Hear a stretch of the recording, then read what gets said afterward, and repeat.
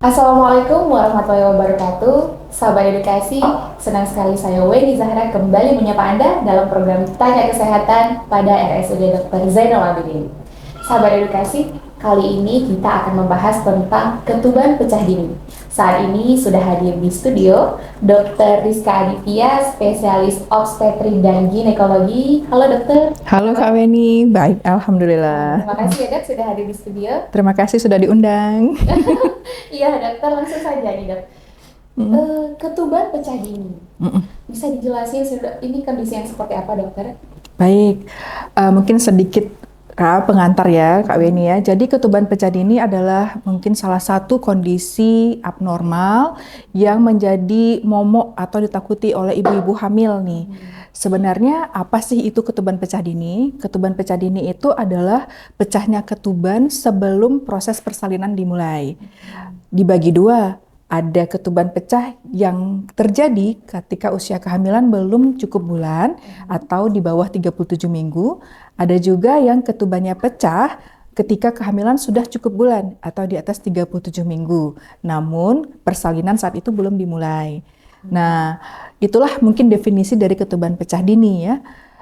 Dan ini merupakan sebenarnya ya sign atau tanda bahwa akan dimulainya labor atau persalinan beberapa waktu kemudian. Seperti itu Kak Weni. Tadi dokter jelasin ada dua kondisi ini. Ya. Boleh dijelasin dok mengapa kondisi ini bisa terjadi? Baik, penyebabnya sendiri itu sebenarnya multifaktorial katanya. Jadi banyak faktor yang bisa menyebabkan ketuban itu pecah sebelum waktunya. Idealnya ketuban itu kan pecah ketika kita sudah mulai kontraksi, ya, sudah mulai bukaan, baru ketubannya itu menyusul dipecah atau dipecahkan ya. Nah, pada kondisi-kondisi tertentu seperti ibu dengan adanya infeksi itu seperti apakah gigi berlubang yang terjadi sudah lama sehingga dia ada radang atau infeksi pada gigi ya, ataupun infeksi-infeksi bagian tubuh lain seperti infeksi saluran kemih, infeksi adanya keputihan ya yang tidak diobati dengan baik ya, itu bisa menjadi salah satu pemicu ketuban pecah sebelum waktunya. Namun tidak hanya infeksi, tadi seperti kita sudah jelaskan, banyak faktor yang bisa menjadi penyebab ketuban pecah.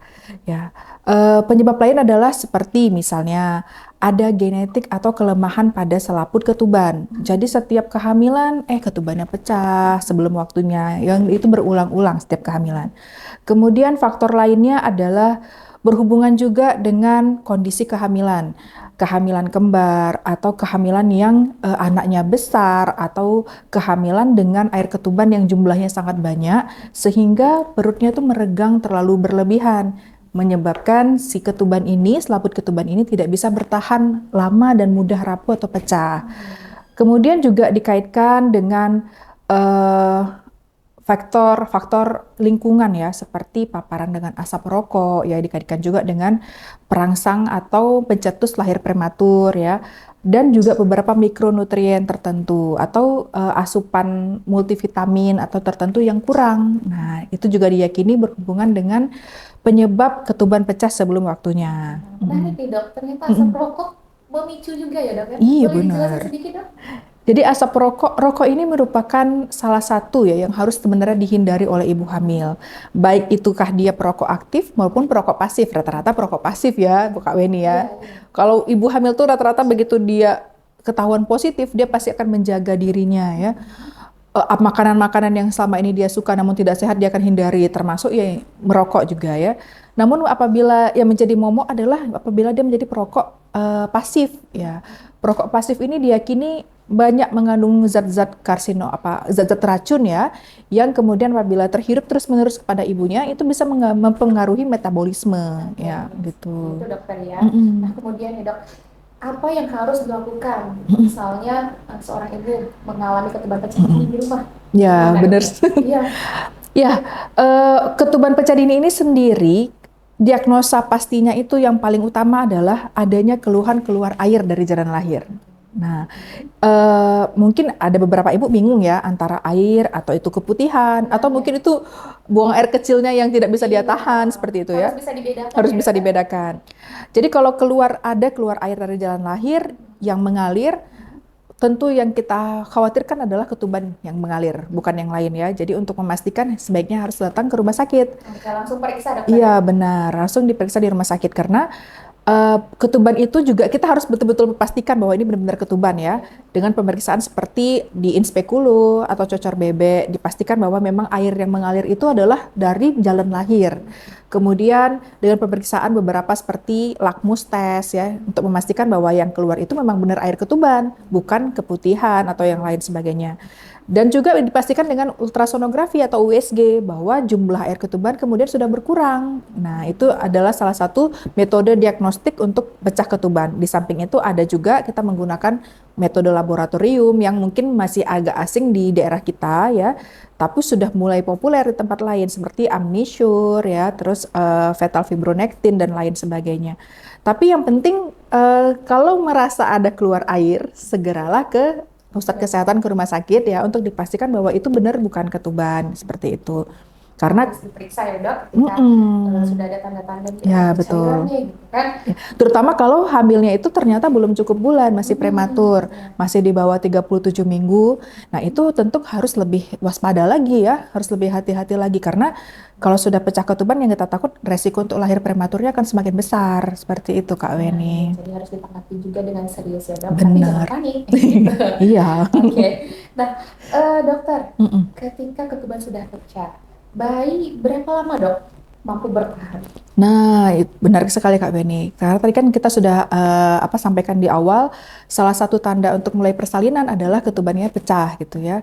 Jadi biasanya penelitian mengatakan kalau ketuban sudah pecah itu, kalau pada kehamilan prematur, rata-rata tuh bisa bertahan tuh sekitar semingguan mungkin ya. Kemudian dia akan masuk ke dalam persalinan.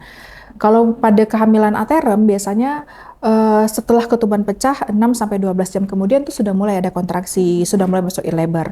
Namun apabila belum juga muncul signs of atau tanda-tanda persalinan, kalau dia hamilnya sudah cukup bulan, tentu kita harus bertindak lebih aktif ya.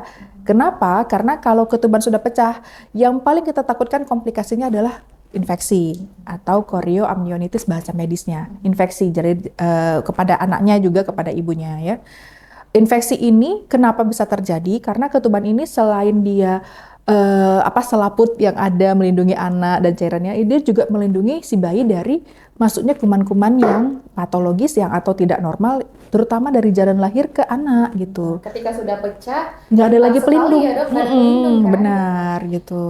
Nah dokter, tadi saya menarik dokter katakan 1 minggu untuk bayi yang masih prematur.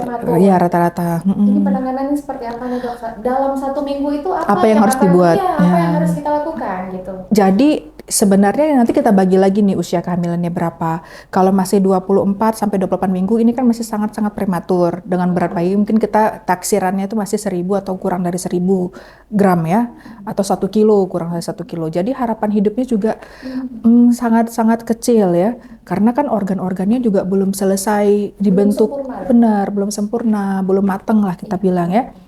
Nah, untuk kasus seperti ini biasanya kita akan lebih perhatikan kondisi ibunya ya, mencegah supaya jangan sampai terjadi infeksi tadi yang sehingga membuat ibunya akan sulit untuk hamil ke depan, seperti itu. Jadi ini setelah diberikan pematangan paru, biasanya kita akan tidak memberikan tokolitik itu mencegah obat ya yang kita berikan untuk mencegah supaya kontraksi, itu hanya diberikan sekitar 2 hari cuma untuk pematangan paru tok. Jadi sesudah itu kita akan lepas semua obat-obatannya, kita akan masuk ke dalam persalinan, kita akan bantu supaya persalinan seperti itu. Tapi kalau usia kehamilannya sudah 28-34 minggu, ini kita lebih jaga lagi. Ini karena harapan hidupnya akan lebih meningkat nih. Karena ya berat bayinya juga kita udah prediksikan sudah di atas 1 kilo. Kemudian pematangan organnya mungkin sudah mulai lebih bagus ya. Nah ini akan kita jaga lebih baik lagi dan biasanya juga seperti itu. Setelah pematangan paru, pemberian obat-obat untuk merangsang supaya pertumbuhan sarafnya bagus ya. Nah itu kita juga akan bantu ke dalam persalinan apabila sudah mulai tanda-tanda sign infeksi ada. Dan kalau sudah 34 minggu ke atas, kita lebih aktif. Jadi setelah pematangan paru, kita akan induksi supaya lahir. Ya. Ada 2 kondisi pada saat pecah, saat masih prematur. Iya, benar. Saat mendekati masa persalinan. Gitu. Iya, benar. Oke, baik dokter. Nah, mengenai persalinannya nih dok, seperti apa metodenya dokter? Nah, untuk ketuban pecah dini ini? ya, ini menarik sekali karena beberapa orang berpikir bahwa kalau ketuban sudah pecah itu wajib dioperasi. Ya, padahal tidak seperti itu ya. Ketuban pecah dini ini memang akan meningkatkan resiko untuk lahir secara operasi. Namun itu merupakan metode yang dipilih apabila ada komplikasi tadi seperti kehamilannya ada infeksi kemudian atau jantung bayi tidak bagus, ada gawat janin ya, atau kemudian ada masalah-masalah karena ketuban kalau sudah pecah itu resikonya seperti plasentanya bisa lepas gitu ya. Kalau ada indikasi obstetri tentu kita akan pilihnya kepada operasi. Namun apabila semuanya baik, tentu lahir per vaginam atau lahir normal adalah pilihan utama karena resiko dan komplikasinya tentu akan lebih sedikit bagi ibu dan bagi bayi. Penelitian mengatakan lahir prematur dengan lahir pada bayi yang cukup bulan, lahir antara metode lahir operasi dan normal itu tidak berbeda untuk bayinya. Tapi untuk ibunya tentu outcome-nya akan berbeda. Karena kalau operasi kan tentu rahim sudah pernah cacat ya, sudah pernah disayat gitu ya. Jadi makanya memang pilihannya itu tergantung sama indikasi obstetri. Nah, seperti itu Kak Weni. Tentunya itu nanti dengan dokternya yang akan Benar, itu evaluasi ya kondisi betul. si ibu ya dokternya. Kita akan evaluasi tanda infeksi dari laboratorium, kemudian kita akan evaluasi dari jantung bayi, kemudian juga kita bantuan ultrasonografi untuk melihat kondisi plasenta. Nah, jadi ada beberapa pertimbangan sebelum kita memutuskan metode persalinan yang baik apa. Tapi tentunya seperti saya katakan, bukan berarti kontraindikasi ya, atau tidak boleh lahir normal pada pasien ketuban sudah pecah. Kalau dia sudah cukup bulan usianya, malah kita ya aktif untuk bantu untuk lahir normal seperti dengan induksi atau yang lain sebagainya gitu Kak Ben. Dari penjelasan dokter tadi ini tentunya tidak ada yang ingin mengalami ya dok. Ya, semoga. Nah, untuk mencegahnya nih dok bagaimana dok tipsnya? Nah, baik. Mencegahnya dari beberapa literatur sebenarnya ketuban pecah dini ini cara mencegahnya mirip sama cara mencegah lahir prematur. Jadi ada primary prevention atau pencegahan primer, pencegahan sekunder, pencegahan tersier seperti itulah kita bagi ya. Pencegahan primer itu seperti kalau anak-anak gadis atau calon pengantin yang berusaha mau hamil nih, mau menikah gini ya. Jadi mempersiapkan diri termasuk tidak boleh anemia atau kurang zat besi. Kan kita tahu itu masih jadi momok di Indonesia ya. Nah, ternyata persiapannya jauh. Iya benar, benar sekali. Jadi konsumsi tablet zat besi, konsumsi multivitamin lainnya sebelum kita menikah seperti itu salah satu membantu supaya nanti ketika kita hamil kondisi ibu dan janinnya tuh oke. Ibu kan ibarat pohon ya. Kalau pohonnya sehat, bagus, gembur tanahnya, pasti buahnya juga akan bagus gitu. Nah, itu preventif yang pertama. Kemudian mencari pasangan, kalau bisa jangan yang merokok. Nah, ini juga pesan terselubung ya. Ya, jadi kalau bisa hindari. Selain hemat ya, juga sehat ya. Nah, kemudian kalau sudah hamil, tapi belum pecah ketubannya nih, sebaiknya juga ada persiapan. Misalnya kalau ada gigi berlubang, itu diobati dulu sebelum dia memutuskan untuk hamil. Supaya nanti kalau hamil tidak dalam kondisi giginya berlubang, resiko infeksi, dan lain sebagainya. Jadi ternyata dari gigi juga bisa iya, benar. beresiko dokter ya? Itu adalah infeksi yang terselubung ya. Kita diam-diam aja nih, tahu giginya tuh udah ada masalah gitu kan. Terus sama kayak keputihan juga harus diobati seperti ya. Makanya kalau misalnya kehamilan kita cek rutin, itu kan pasti ada pemeriksaan laboratorium yang rutin untuk cek kencingnya, cek kondisi HB segala macam. Itu salah satu bentuk supaya mencegah tadi itu kelahiran prematur, ketuban pecah dan lain sebagainya. Terus ketika hamil juga konsumsi mikronutrien atau multivitamin itu harus dilanjutkan. Saya pernah bertanya, ada pasien yang bertanya ya, kenapa wajib kita minum multivitamin? Karena penelitian di Indonesia mengatakan bahwa rata-rata perempuan, anak gadis kita ya, perempuan usia subur itu kurang banyak mikronutriennya, beberapa tuh kurang ya, seperti vitamin D3, kemudian kalsium ya, kemudian zat besi ya, sehingga ketika hamil biasanya itu datang ke dokter kan ketika hamil ya. Jadi konsumsi vitaminnya itu jadi harus terus-menerus ya. Idealnya sebenarnya dari muda nih. Kak Win udah nikah belum? Nah dari ini ya dari gadis kita tuh sudah mulai mencek diri, waspadai dan minum multivitamin. Cuman masih benda asing kalau kita ya di Indonesia ya Kak Weni ya. Iya, tadi terkait Itu. sedikit terkait mikronutrien dokter. Mm-mm. Sumber alaminya dari mana itu dok bisa kita dapatkan? Kalau kita lihat dari buku KIA, buku Pink, mungkin ibu-ibu sudah populer kan buku Pink. Di Iya. situ nanti ada lembar tentang nutrisi. Di situ nanti dijelaskan sumber-sumber yang harus dimakan sama ibu itu dari mana saja. Yang pertama kayak karbohidrat, itu kan sumber energi ya, dari nasi, kentang segala macam itu. Kemudian yang paling penting adalah protein Kak Weni. Jadi protein itu ada asam amino, ada kemudian omega 3 dan segala macam itu juga ada di dalamnya, itu kayak ikan, telur, daging itu juga harus. Kita tuh daerah yang sangat kaya ikan. Jadi saya mungkin tidak fokus kepada daging, tapi kalau ikan itu bagus sekali. Kita ikannya segar-segar ya. Jadi bisa menjadikan konsumsi komoditi pada ibu hamil untuk konsumsi ikan dengan rajin itu sudah cukup membantu ya.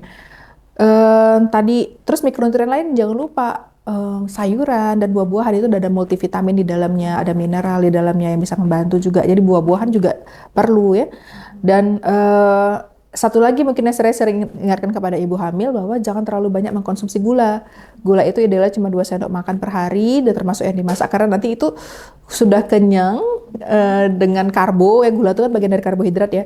Nanti kemudian kita tidak bisa makan atau tidak sanggup makan yang lainnya yang kita butuhkan tubuh seperti protein, kalsium yang lainnya dari ikan, sayur dan lain sebagainya. Ya, seperti itu dokter ya. Ternyata persiapannya jauh pada saat remaja sudah harus kita persiapkan untuk menjaga kehamilan ke depannya. Benar. Oke, baik dokter. Tadi satu lagi mungkin preventif yang harus dilakukan ya. Ya. Kalau ketuban sudah pecah dini, kalau ada lagi preventif tersier yaitu mencegah infeksi. Jadi kalau sudah dirawat, nanti ibu akan dapat antibiotik. Jangan takut. Kok saya dapat antibiotik, gimana anak saya gitu kan? Karena kita sudah tahu tadi bahwa kalau ketuban sudah pecah, nggak ada lagi sahabat pelindung dari masuknya kuman-kuman ke dalam kandungan kita. Jadi dengan pemberian antibiotik ini bisa mencegah resiko infeksi tadi. Tuh Kak Ben. Oke dokter. Nah ketika terjadi pecah ketuban, harus periksakan terkait pelayanan dok. Bagaimana ya dok untuk di Zainal Abidin. Dokter Zainal Abidin sendiri, bagaimana pelayanannya nih? Kita mau dengar. Baik. Jadi kalau pecah ketuban tentu termasuk ke dalam kasus emergensi ya, apalagi mungkin terjadi di rumah, baik itu siang ataupun tengah malam, silahkan datang ke IGD Zainal Abidin yang terbuka 24 jam. Kita ada layanan ponek. Jadi di IGD itu jangan takut karena untuk ibu hamil itu ada ruangan khusus sendiri Kak Weni. Jadi Kak Weni jangan takut nanti kan ketemu sama bapak-bapak yang lain sebagainya gitu ya. Kita ada ruangan ponek khususnya untuk ibu dan anak. Jadi satu ruangan. Dan di situ juga sudah ada USG, sudah lengkap pemeriksaannya. Jadi kita akan diagnostik langsung di IGD untuk mengarahkan apa benar nggak ketubannya ini pecah atau belum. Di samping itu kita juga kerjasama dengan bagian anak ya, perinatologi, terutama untuk kondisi-kondisi ketuban pecah di mana kehamilannya belum cukup bulan. Tentu layanan perinatologi atau layanan untuk menyambut bayi yang prematur ini juga harus bagus ya. Alhamdulillah dokter anaknya di sini juga standby ya, ada juga dibantu oleh residennya. Jadi insya Allah kita akan membantu layanan yang terbaik ini untuk memberikan perlindungan terutama pada ibu-ibu dengan ancaman lahir prematur tadi pada ketuban pecah yang belum cukup bulan seperti itu. Jadi masuk ke IGD 24 jam, nanti akan diperiksa, kemudian setelah diperiksa dengan baik apakah ini bisa kemudian dilahirkan normal, apakah harus dikonservatif atau dirawat dulu untuk pematangan paru dan pemberian obat lainnya, akan diarahkan kemudian ke ruang bersalin biasanya. Di ruang bersalin kemudian akan diberikan terapi lebih lanjut. Nah, apabila nanti akan dilahirkan, juga kita akan bekerja sama bagian perinatologi nanti untuk membantu anaknya juga. Seperti itu Kak Weni. Luar biasa sekali dokter. Tentunya RSUD Dr. Zainal Abidin siap melayani. Insya Allah. Ya, baik dokter, luar biasa sekali dokter perbincangan kita pada hari ini. Terima kasih dokter atas penjelasannya. Semoga apa yang dokter sampaikan bermanfaat untuk Amin, ya kita Allah. semua. Oke, terima kasih Kak Weni sudah diundang. Sahabat edukasi, berakhir sudah perbincangan kita pada hari ini. Terima kasih kami ucapkan kepada tim hebat PKRS sehingga informasi ini dapat tersampaikan dengan baik. Kunjungi channel YouTube kami di RSUD Dr. Zainal Abidin Aceh untuk mendapatkan informasi kesehatan lainnya. Dan jangan lupa like, comment, share, dan subscribe. Saya Weni Zahra dan narasumber kita Dr. Rizka Aditya pamit undur diri. Assalamualaikum warahmatullahi wabarakatuh. Salam sehat, salam edukasi. Yeay. Ya.